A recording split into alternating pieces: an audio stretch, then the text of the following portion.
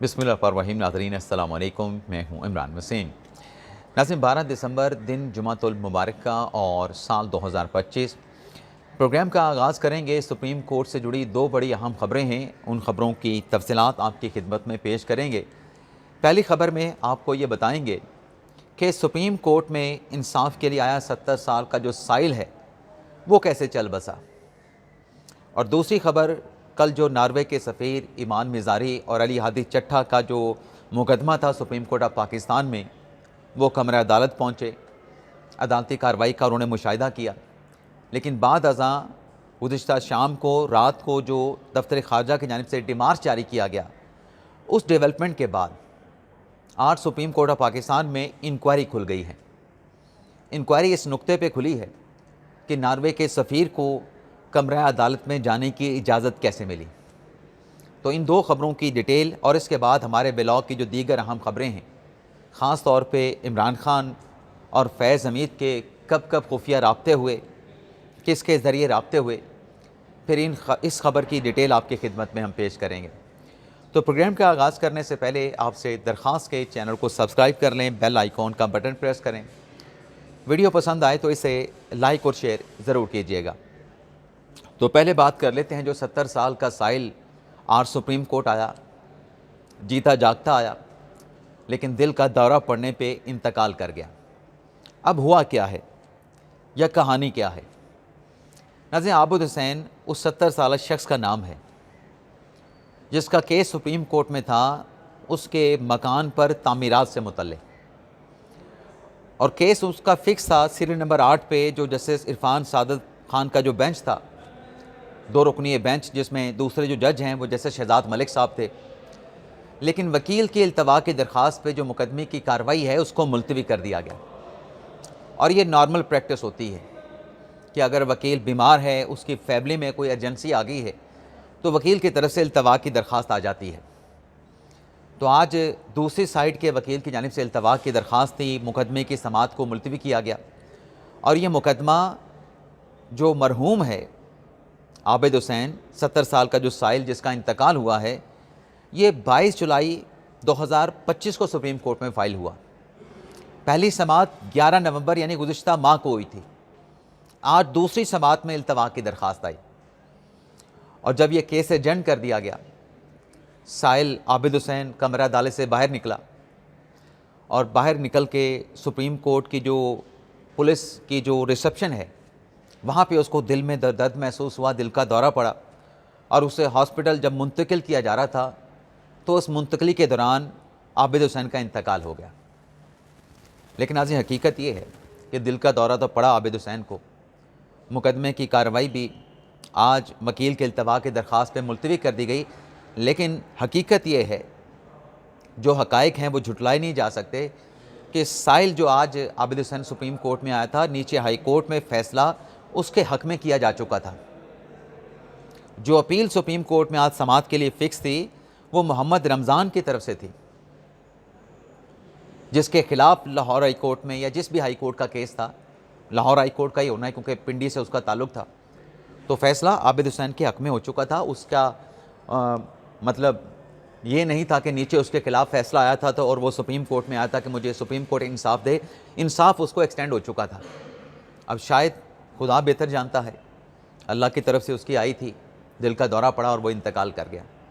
तो ये सारी हकीकत, ये कहानी है। और कल नाज़रीन जो सुप्रीम कोर्ट में ईमान मिज़ारी और अली हादी चट्ठा का जो मुकदमा था, जिसमें नॉर्वे के सफ़ीर पहुँचे, और फिर जो कहानी रात जो डेवलपमेंट्स होती रहीं, वो सब कुछ आपके सामने है। नाज़रीन, सुप्रीम कोर्ट के SOP ये हैं कि कमरा अदालत में सिर्फ मुतलका जो साइलिन होते हैं उनको कमरा अदालत में जाने की इजाज़त होती है। उन्हीं मुतलका साइलिन को कोर्ट पासेस जारी किए जाते हैं। किसी का 1 नंबर कोर्ट में मुकदमा है तो उसे 1 नंबर कोर्ट का पास जारी किया जाएगा। किसी का कोर्ट नंबर 2 में मुकदमा है तो उसे कोर्ट नंबर 2 का जो है पास जारी किया जाएगा। लेकिन सफ़ीर साहब का, नॉर्वे के सफ़ीर साहब का इस केस से या सुप्रीम कोर्ट में ईमान ज़ैनब मिज़ारी अली हादी के चट्ठा के केस की अदालती कार्रवाई से कोई डायरेक्टली ताल्लुक़ नहीं था, वो साइल नहीं थे। और अगर उन्होंने आना था तो एक परमिशन का तरीक़ाकार होता है, वो परमिशन उनको हासिल करके आना चाहिए था।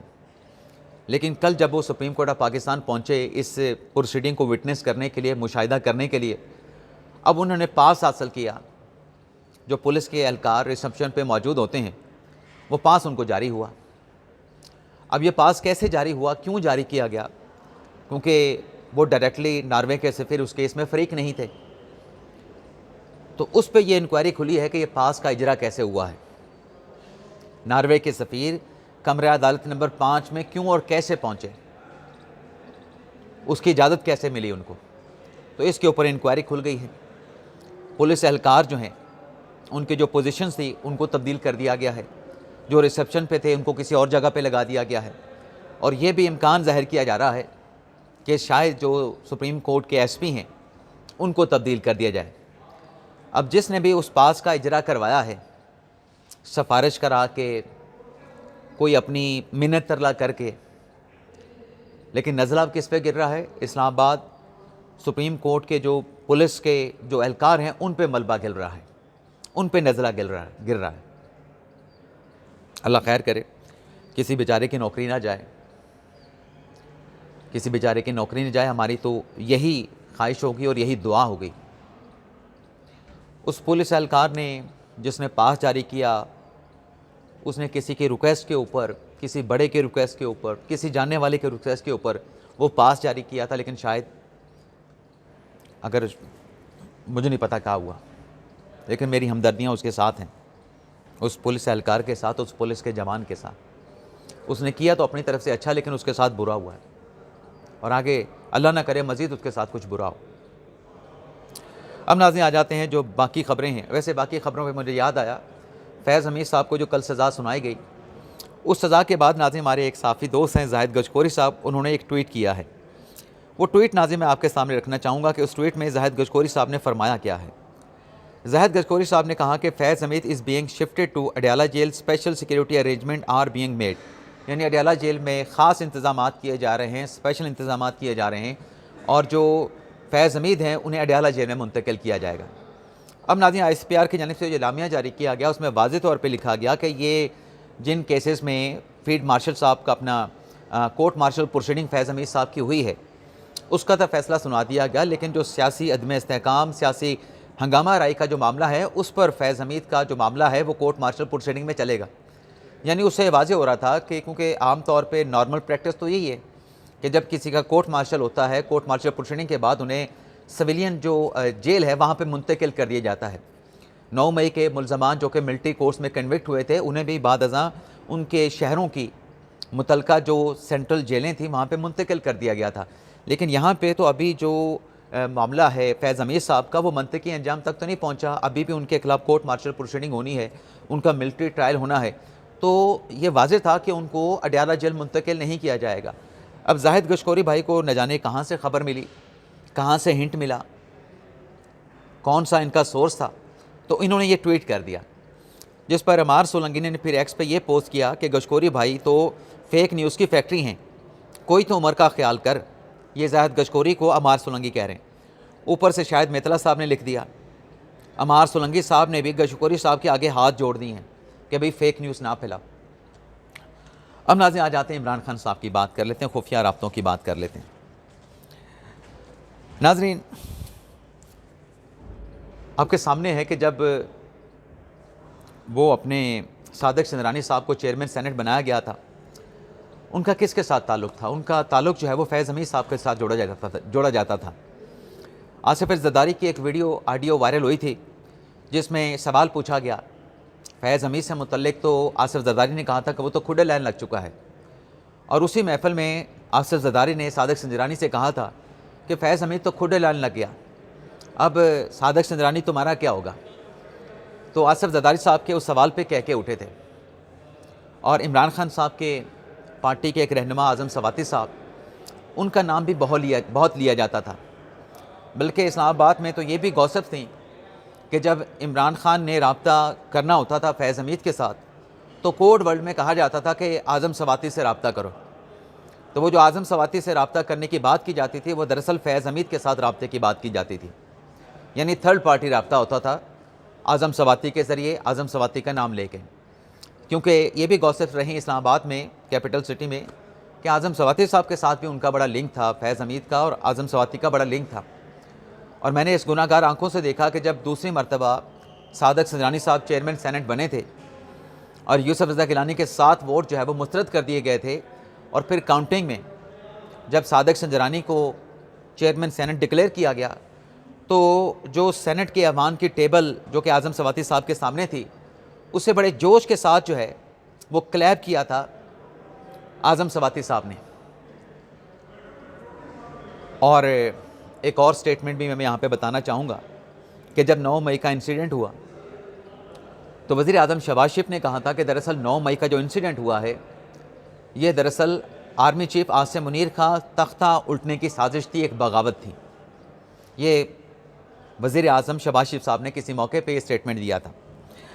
अब नाज़रीन, कल के फैज़ हमीद साहब के फ़ैसले के बाद जो नई गॉसिप सामने आ रही हैं उसमें यह कहा जा रहा है कि इमरान खान साहब जब वज़ीर आज़म की कुर्सी से उतरे, जब वज़ीर आज़म थे, वो हर काम जो था इमरान खान साहब वो फैज़ हमीद के मशवरे से, उनकी इजाज़त से या उनके साथ उनके प्रपोज़ल पे किया करते थे।